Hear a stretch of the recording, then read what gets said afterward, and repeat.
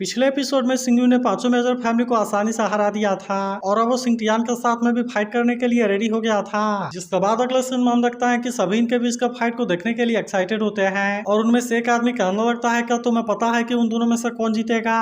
तब इस पर दूसरा आदमी कहता है कि इसमें तो सिंटियान ही जीतेगा और अगर सिंगयू ने पांचों मेजर फैमिली को हरा दिया तो क्या हुआ। लेकिन फिर भी मुझे नहीं लगता कि वो सिंटियान के सामने कुछ भी कर सकता है, क्योंकि वैसे भी चू फैमिली के सामने वो पांचों मेजर फैमिली कुछ भी नहीं है और इसीलिए सिंगयू भी सिंटियान के सामने कुछ नहीं कर पाएगा। वहीं उधर यासीन याफू से कहने लगती है कि तुम इसके बारे में कोई चिंता ना करो, क्योंकि ब्रदर सिंगयू इसमें जरूर जीतेगा।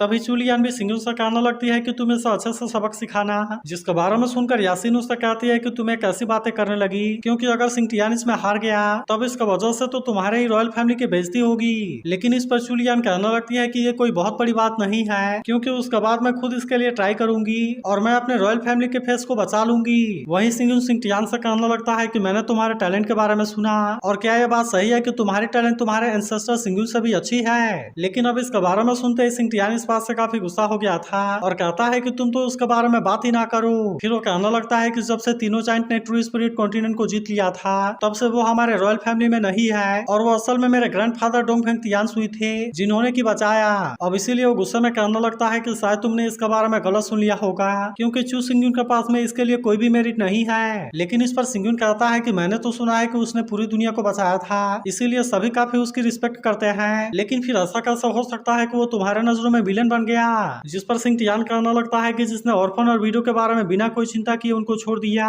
क्या सच में तुम्हें लगता है कि उसके लिए कोई रिस्पेक्ट हो सकती है। लेकिन अभी भी हम देखता है कि सिंगयू इसके बात मानने वाला नहीं होता और फिर कहता है कि तुम्हारे एंसेस्टर सिंगयू ने तो सबकी जान बचाई थी, लेकिन क्या इसके बाद भी तुम इस तरह से उसे डिसरिस्पेक्ट करना चाहते हो। लेकिन अब हम देखता है कि सिंटियान भी इसका ऐसे बातों से इसके ऊपर गुस्सा होने लगा था और कहता है कि आखिरकार तुम खुद को समझते क्या हो और मेरे रॉयल फैमिली के बारे में दखल अंदाजी करने की तुम्हारी हिम्मत कैसे हो गई। तब इस पर सिंगयू कहता है कि चू रॉयल फैमिली अभी भी डिमन के साथ में फाइट कर रही है, जबकि तुम्हारा एंसेस्टर चू सिंगयू तो फर्स्ट मार्शल है। इसीलिए मैं नहीं जानता कि आखिरकार तुमने उसके बारे में क्या लिखा है, लेकिन फिर भी मुझे उसके लिए गुस्सा आ रहा है। लेकिन इसके बाद भी हम देखता है कि सिंटियान को इसके बारे में कोई चिंता नहीं होती और फिर कहता है कि अगर खुद चू सिंगयू यहाँ पर आ जाए तो उसके बाद भी मैं ऐसा ही बोलूंगा। लेकिन तभी हम देखता है कि सिंगयू भी अब इस पर अटैक करने के लिए रेडी हो गया था और कहता है कि तुम्हें इसके लिए सबक सिखाना ही पड़ेगा। लेकिन अभी भी हम देखता है कि सिंटियान को इसके बारे में कोई चिंता नहीं होती, इसीलिए वो अपने ओवरलॉर्ड फिस्ट वाले पावर को एक्टिवेट कर लेता है और हम देखता है कि वो इसका यूज करके सिंगयू पर अटैक कर देता है। लेकिन वहीं सिंगयू भी इसे रोकने के लिए रेडी हो गया था, जिससे देख सभी कहने लगता है कि ये तो एम्परर टियानी का ओवरलॉर्ड फिस्ट है, जिसकी वजह से कोई भी इसके सामने कुछ नहीं कर सकता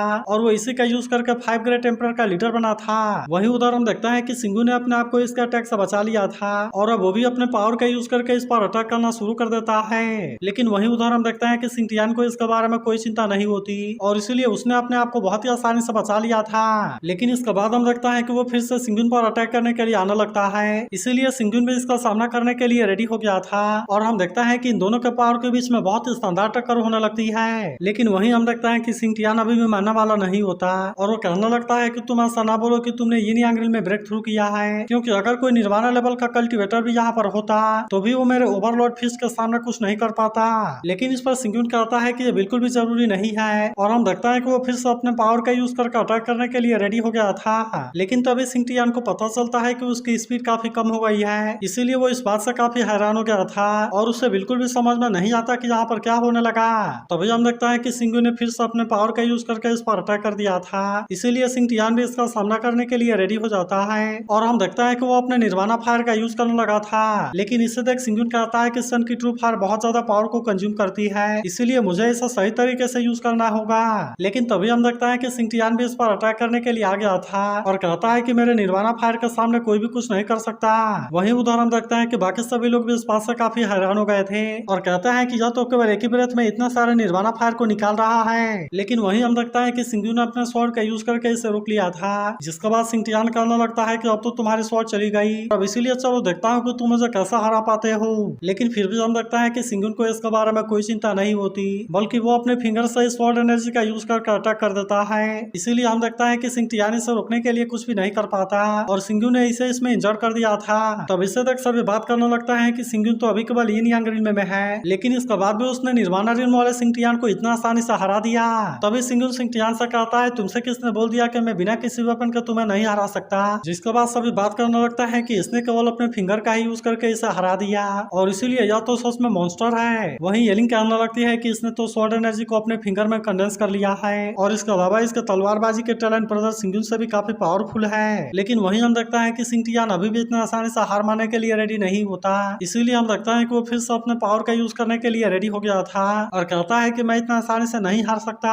अब इतनी बात करने के बाद वो अपने मार्शल सोल को भी बाहर निकाल लेता है, जिससे देख सभी इस बात से काफी हैरान हो गए थे और कहने लगता है कि ये मूव तो सच में काफी पावरफुल है। वहीं याफू कहने लगती है कि हमें इसके बारे में क्या करना चाहिए। वहीं सिंटियान कहता है कि तुमने इस मूव को यूज करने के लिए मुझे मजबूर कर दिया और अब इसीलिए तुम इसका सामना करने के लिए रेडी हो जाओ। तब हम देखता है कि सिंगुन भी अपने सन के ट्रू फायर को यूज करने के लिए रेडी हो गया था और अब इसीलिए इन दोनों के बीच में बहुत ही शानदार टक्कर होती है। लेकिन अब इसे देखते ही सभी इस बात से काफी हैरान हो गए थे और कहने लगता है कि यह तो सच में सन की ट्रू फायर है। वहीं उधर हम देखता है कि येलिंग भी इस बात से काफी हैरान हो गई थी और वो कहने लगती है कि इसका बॉडी में जरूर ही कोई ट्रेजर है जिसका वजह से निर्वाणा फायर भी उसका कुछ नहीं कर सका। वहीं दूसरी तरफ हम देखता है कि सिंटियान भी इस बात से काफी हैरान था और वो कहने लगता है कि आखिरकार ये कैसे पॉसिबल है, क्योंकि तुम्हारे पास में तो केवल सन के जैसी फायर है, लेकिन इसके बाद भी तुमने मेरे निर्वाणा होली फायर को कैसे रोक लिया।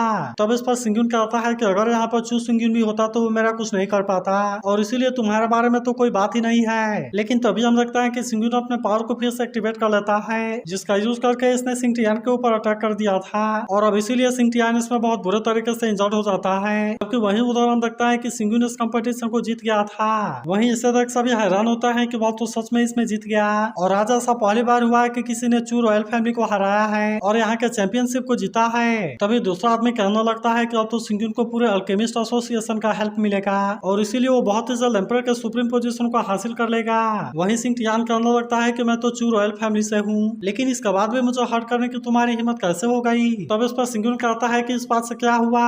फिर वो कहता है कि तुम जब चाहो आ सकते हो। तभी याफू आकर कहने लगती है मुझे पता था कि तुम इसमें जरूर जीतोगे, जिस पर यासिन कहते हैं कि तुम तो इसके बारे में परेशान होकर रोने वाली थी। लेकिन तभी हम देखता है कि चुलियान भी यहाँ पर आ जाती है और वो सिंगुन को रिवॉर्ड के रूप में कोई टोकन देती है। फिर वो कहते हैं कि तुम इसे केवल एक बार एक्टिवेट कर देना और उसके बाद कोई भी तुम्हें बुली करने की हिम्मत नहीं करेगा।